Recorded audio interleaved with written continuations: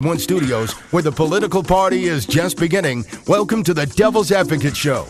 Best friends proving it's never personal, only politics. Please allow me to introduce myself. And now, here are your hosts, Dom and Crute. Welcome to Tuesday, Dominic. Welcome to my fair city. It's cold out there. It is a cold one today, buddy. Man, my chestnuts are shrinking like raisins right about now. So, Dominic, yesterday we talked about the inauguration. We talked about Martin Luther King Day. Certainly, we would love to have covered those topics more in depth. You know, great callers. Fun show. Today, we're going to turn back to the local news. And whenever one of Scott Walker's aides is convicted and sentenced, we like to lead our show as such. Talking specifically today about Tim Russell. Tim Russell got prison, man. Real time. 2 years in prison, 5 years of probation. In fact, Judge David Hancher's term exceeded the sentencing request of Assistant District Attorney Bruce Landgraf. I'm going to quote you now from Judge Hancher, who scolded Russell, age 49, saying he did not believe the former Walker Deputy Chief of Staff was contrite for his actions. I'm quoting now from the Wisconsin State Journal, D.J. Hall's article.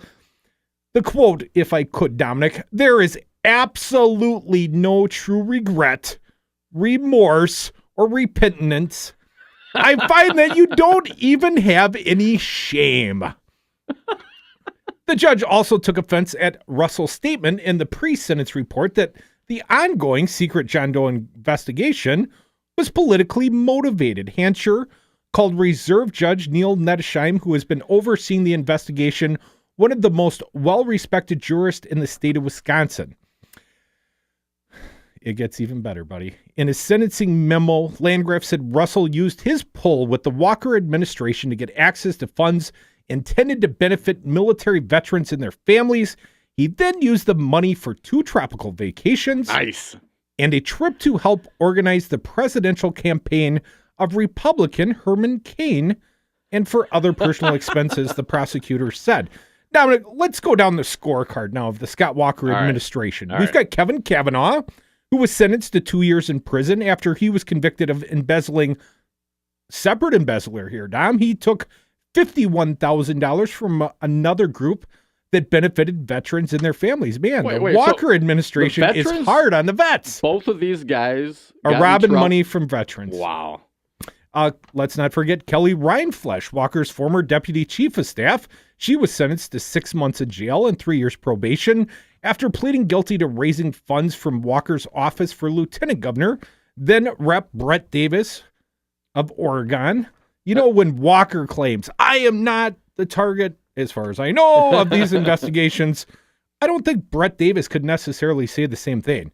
William Gardner, the former owner of Wisconsin and Southern Railroad, don't forget him. He started the whole kit and caboodle. He pleaded guilty to making illegal and excessive contributions to Walker's campaigns, including his 2010 gubernatorial campaign. Gardner was sentenced to 2 years probation. And of course, there's Darlene Wink, former Constituent Services Director for Walker, who pleaded guilty last year to 2 misdemeanors of political solicitation by a public employee.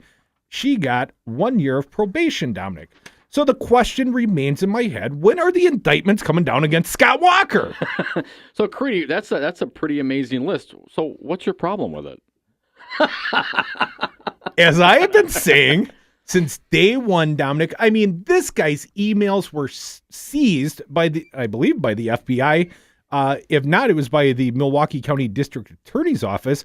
Scott Walker's emails were seized the day before he was elected governor in the state of Wisconsin. This shadow has been on his governorship since day one, and the fish stinks from the head down, buddy. This guy is either incompetent or, you know, possibly he's just criminal.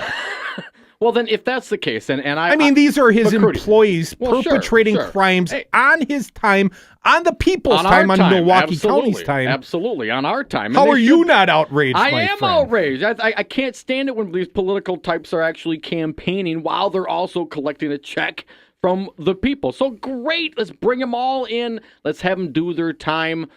But this investigation has been going on for over 2.5 years, Mike. And I think the John Doe Walker comments, I mean, that's a nice name to call him. I think it's funny. We have fun on the show about it. But sooner or later, aren't they going to have to bring some sort of charges against Walker if he did something?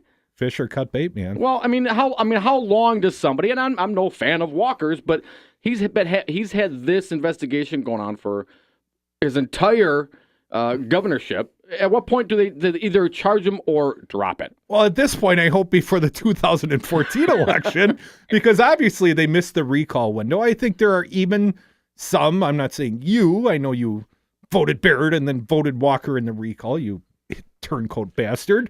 But there are some decent Wisconsinites out there that would say, you know what?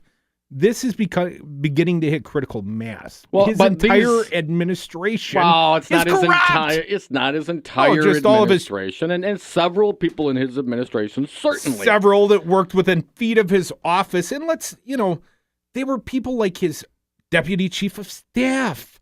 I mean, these are not, some intern working on the West Wing was question. doing shenanigans late at night, Dominic.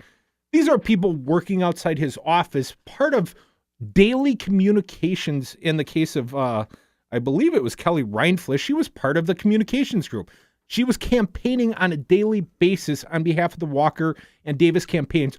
All county communications had to go through her campaign, through Walker's campaign staff. But is that out of the norm though, Crudy? I mean, yes, it's illegal. Anytime you have someone, an administrator in office, also running for another office, there has to be communication. I mean, otherwise they couldn't have a campaign. Hey, buddy, when we went last week to see Peter Barca and Chris Larson do a press conference, was it done down at their offices or was it done separately at the Wisconsin Democratic headquarters? Well, okay, that was done at the headquarters. My only point being here, Dominic, there is a time and a place. Well, certainly, but again, his administration, he's already in office in the county. He's got to respond, and his county job has to respond to the campaign questions that comes from both angles. They have to coordinate to a degree.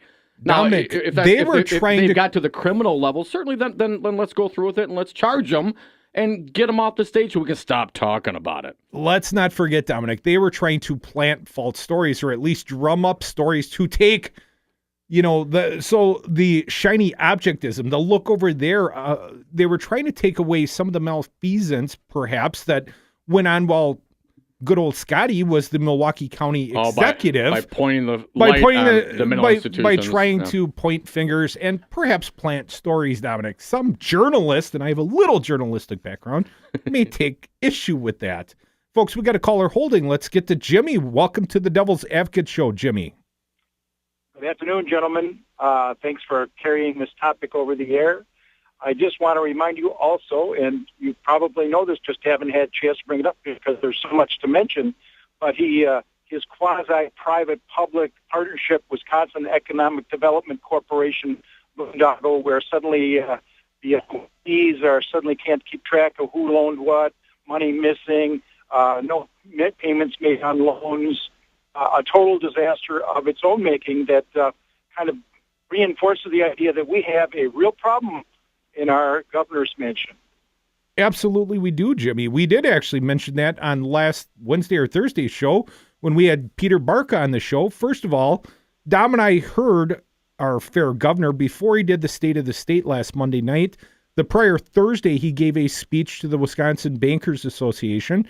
Dom and I snuck in the back, and Scott Walker went to place blame on prior administrations. He's trying to blame the Doyle administration because some of those loans originated under Doyle. He said all of them. Well, what he failed to point out is the Doyle administration was servicing those loans. It wasn't until his abject failure as the chairman of the WEDC that we began having these problems. Our friend Peter Barca, friend of the show, certainly was not complimentary of Mr. Walker's behavior in that regard, Jimmy. And he slashed the size of the staff tremendously as part of his so-called efficiency austerity program in the WEDC.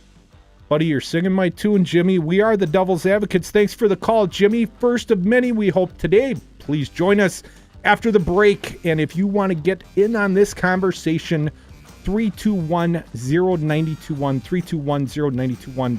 Back after this. Show.